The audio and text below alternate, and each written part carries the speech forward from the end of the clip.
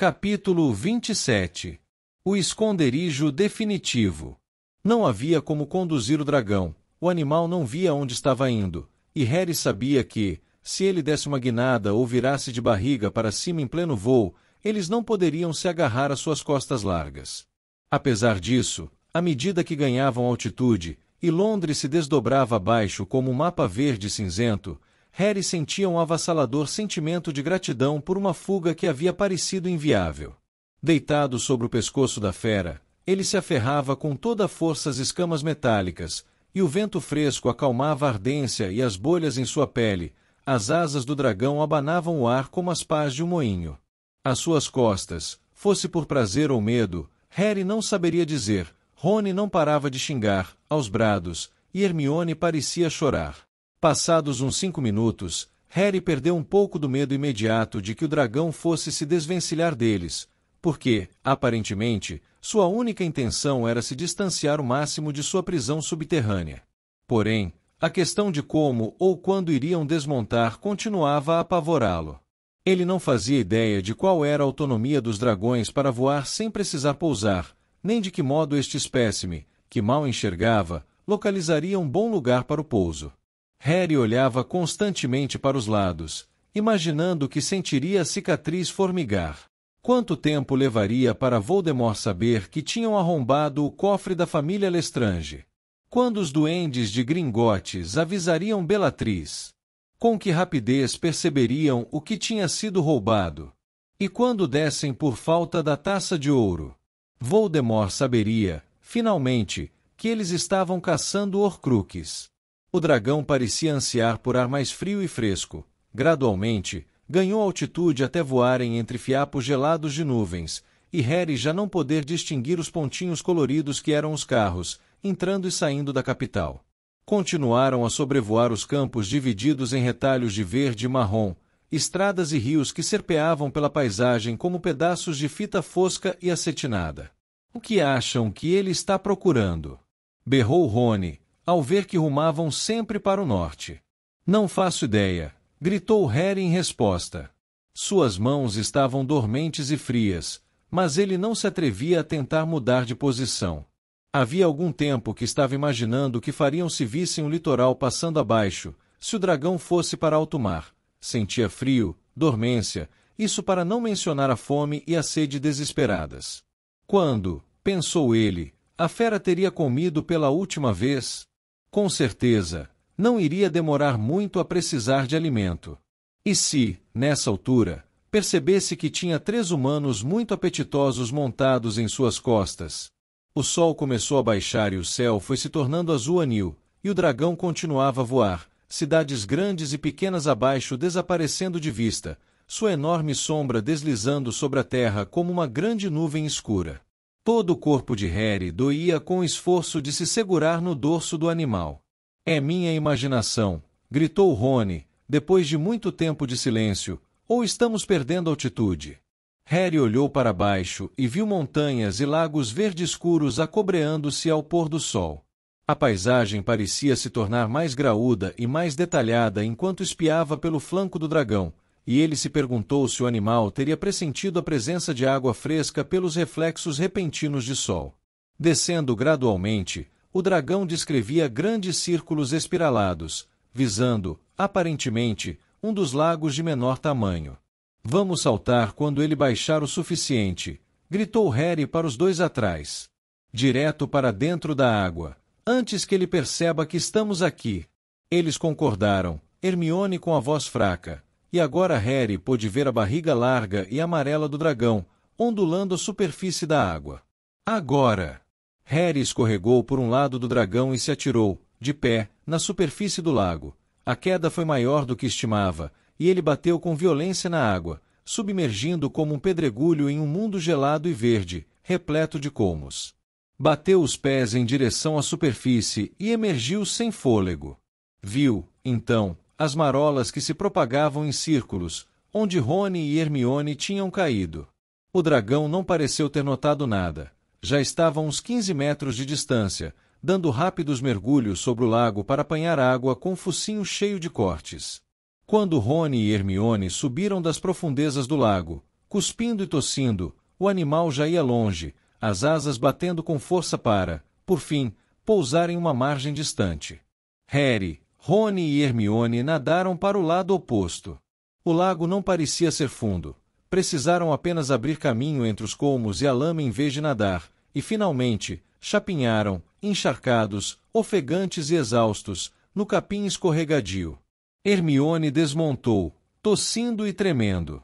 Embora Harry pudesse ter deitado e dormido feliz, levantou-se cambaleando, sacou a varinha e começou a lançar feitiços protetores ao redor dos três.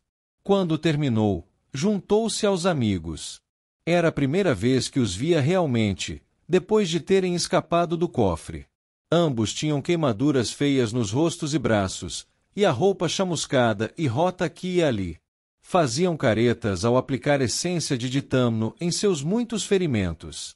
Hermione passou o frasco a Harry, depois tirou da bolsinha 3 garrafas de suco de abóbora que tinha trago do chalé das conchas e vestes limpas e secas para todos. Eles se trocaram, e em seguida, beberam o suco, sedentos. Bem, pelo ângulo positivo, disse Rony, que observava a pele das mãos tornar a crescer, conseguimos a Horcrux.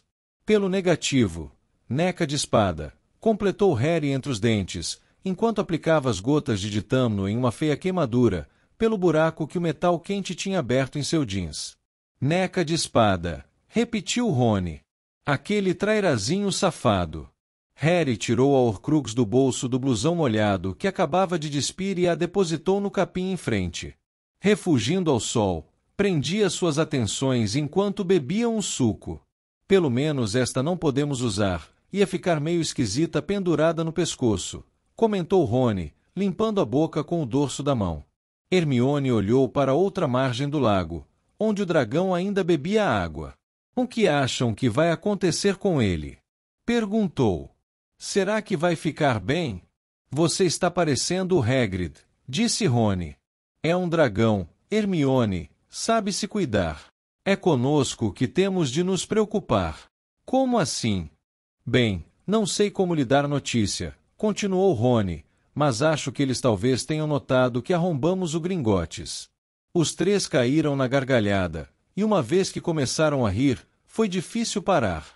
As costelas de Harry doíam, ele se sentia tonto de fome, mas se deitou no capim sob o céu avermelhado e riu até sentir a garganta doer.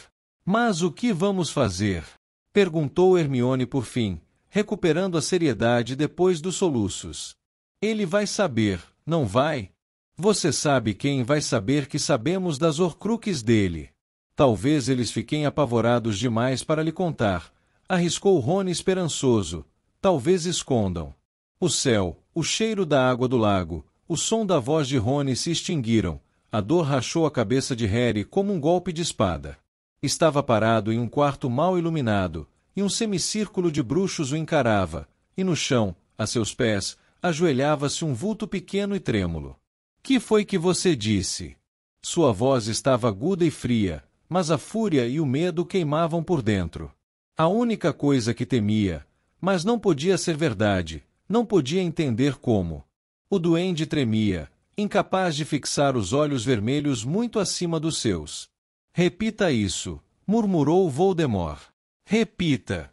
Meu senhor, gaguejou o duende, seus olhos negros arregalados de terror. Meu senhor, tentamos impedir os impostores. Meu senhor, arrombaram o cofre da família Lestrange. Impostores. Que impostores? Pensei que o Gringotts tivesse meios para desmascarar impostores. Quem eram? Era o garoto Potter e 2 cúmplices. E levaram? Perguntou ele, sua voz se elevando, um medo terrível se apoderando dele. Diga-me, que foi que levaram? Uma pequena taça de ouro, meu senhor. O grito de raiva, de negação, irrompeu dele como se fosse da boca de um estranho. Ficou possesso, frenético. Não podia ser verdade, era impossível, ninguém jamais soube. Como o garoto poderia ter descoberto seu segredo? A varinha das varinhas cortou o ar, e o clarão verde explodiu pela sala. O duende ajoelhado rolou para o lado, morto. Os bruxos que o observavam dispersaram-se à frente, aterrorizados. Bellatrix e Lúcio Malfoy empurraram outros para trás ao dispararem para a porta. e repetidamente a varinha baixou, e os retardatários foram mortos, todos, por lhe trazerem essa notícia, por terem ouvido falar na taça de ouro. Sozinho entre os mortos, ele se movimentou furioso pela sala, e os viu passar diante dos seus olhos. Seus tesouros, suas salvaguardas, suas âncoras na imortalidade, o diário destruído e a taça roubada. E se o garoto conhecesse as outras? Poderia saber, já teria agido, já teria encontrado outras. Dumbledore estaria na raiz disso tudo? Dumbledore, que sempre tinha desconfiado dele, Dumbledore, morto por ordem sua, Dumbledore, cuja varinha agora lhe pertencia, e ainda assim, estendia o braço da ignomínia da morte por intermédio do garoto, o garoto. Era certo, porém, que se o garoto tivesse destruído alguma de suas Horcruxes, ele, Lord Voldemort, teria sabido, teria sentido? Ele, o maior bruxo de todos, o mais poderoso, ele, o assassino de Dumbledore e de quantos outros homens insignificantes, desconhecidos. Como poderia Lord Voldemort não ter sabido, se ele próprio, mais importante e precioso, tivesse sido atacado, mutilado? Era verdade que não havia sentido quando o diário tinha sido destruído, mas pensou que fosse porque não possuía um corpo para sentir, sendo menos que um fantasma. Não, certamente o resto estava seguro, as outras Horcruxes deviam estar intactas. Ele precisava saber, precisava ter certeza. Andou pela sala, chutou para o lado o corpo do duende ao passar, e as imagens ficaram borradas e queimaram em seu cérebro escaldante, o lago, o casebre e Hogwarts. Um nada de calma atenuou agora sua fúria. Como o garoto poderia saber que ele havia escondido o anel no casebre de Gaunt? Ninguém jamais soube que ele era parente dos Gaunt, tinha escondido ligação, as mortes nunca tinham sido atribuídas a ele, o anel certamente estava seguro. E como poderia o garoto, ou qualquer outra pessoa, conhecer a caverna ou penetrar sua proteção? A ideia do medalhão ser roubado era absurda. Quanto à escola, somente ele sabia onde, em Hogwarts, tinha guardado a Horcrux, porque somente ele tinha explorado a fundo os segredos daquele lugar. E ainda havia Nagini, que precisava ficar junto dele agora, sob sua proteção, e não mais ser enviada para cumprir tarefas. Para ter certeza, entretanto, para ter absoluta certeza, ele precisava voltar a cada um dos esconderijos, precisava redobrar a proteção em torno de cada uma de suas Horcruxes, uma tarefa, como a busca da varinha das varinhas, que ele precisava empreender sozinho. Qual deveria visitar primeiro? Qual correria maior perigo? Uma velha inquietação ardeu em seu íntimo. Dumbledore conhecia o seu nome do meio. Dumbledore poderia tê-lo ligado aos Gaunt. Sua casa abandonada era provavelmente o esconderijo menos seguro de todos. Era lá que ele iria em primeiro lugar. O lago, certamente impossível, embora houvesse uma possibilidade mínima de que Dumbledore tivesse sabido de alguns dos seus malfeitos passados, no orfanato. E Hogwarts. Mas ele sabia que a sua Horcrux ali estava segura. Seria impossível Potter entrar em Hogsmeade sem ser detido, e mais ainda, na escola. Contudo, seria prudente alertar Snape de que o garoto talvez tentasse entrar no castelo. Contar a Snape porque o garoto faria isso seria uma tolice, é claro. Tinha sido um grave erro confiar em Bellatrix e Malfoy. A burrice e o desleixo deles não comprovavam que era uma imprudência confiar em quem fosse. Ele visitaria o casebre de Gaunt primeiro, então, e levaria Nagini. Não se separaria mais da cobra. E ele saiu da sala, atravessou o hall e se dirigiu ao jardim escuro onde jorrava a fonte. Em ofidioglossia, chamou a cobra, que foi se juntar a ele como uma comprida sombra. Os olhos de Harry se abriram subitamente quando voltou ao presente. Ele estava deitado na margem do lago ao sol poente, e Rony e Hermione o observavam. A julgar por suas expressões preocupadas, e o latejamento contínuo de sua cicatriz, sua rápida excursão à mente de Voldemort não tinha passado despercebida.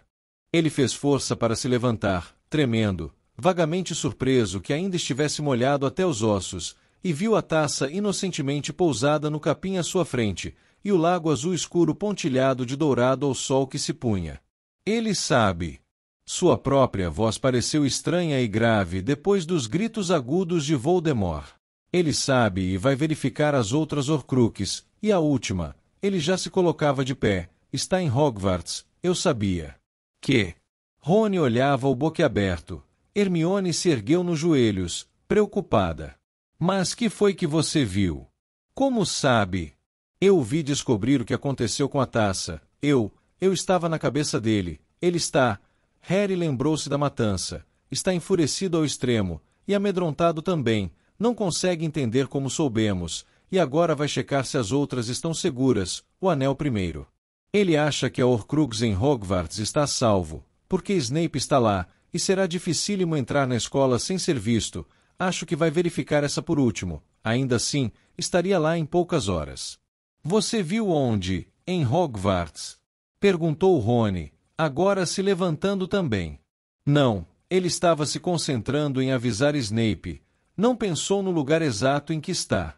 Espere, espere, gritou Hermione, quando Rony recolheu a Horcrux e Harry tornou a apanhar a capa da invisibilidade. Não podemos simplesmente ir, nem temos um plano. Precisamos ir andando, disse Harry com firmeza. Tinha tido a esperança de dormir, a expectativa de entrar na barraca nova, mas isso agora era impossível. Vocês podem imaginar o que ele vai fazer quando descobrir que o anel e o medalhão desapareceram. E se mudar o esconderijo da Horcrux de Hogwarts, resolver que não está bastante segura? Mas como vamos entrar? Bem, vamos a Hogsmeade, disse Harry, e tentar pensar em alguma coisa depois de vermos qual é a proteção em torno da escola. Entre embaixo da capa, Hermione, quero todos juntos desta vez. Mas não cabemos realmente. Estará escuro, ninguém vai reparar nos nossos pés. O ruído de enormes asas batendo ecoou pelas águas escuras do lago. O dragão tinha saciado a sede e levantava voo. Os garotos pararam os preparativos para observá-lo subir sempre mais alto. Agora uma mancha negra no céu que escurecia rapidamente, e por fim, sumindo atrás de uma montanha próxima. Então, Hermione se adiantou e se encaixou entre os dois. Harry puxou a capa para baixo até onde foi possível, e juntos rodopiaram e penetraram na escuridão esmagadora.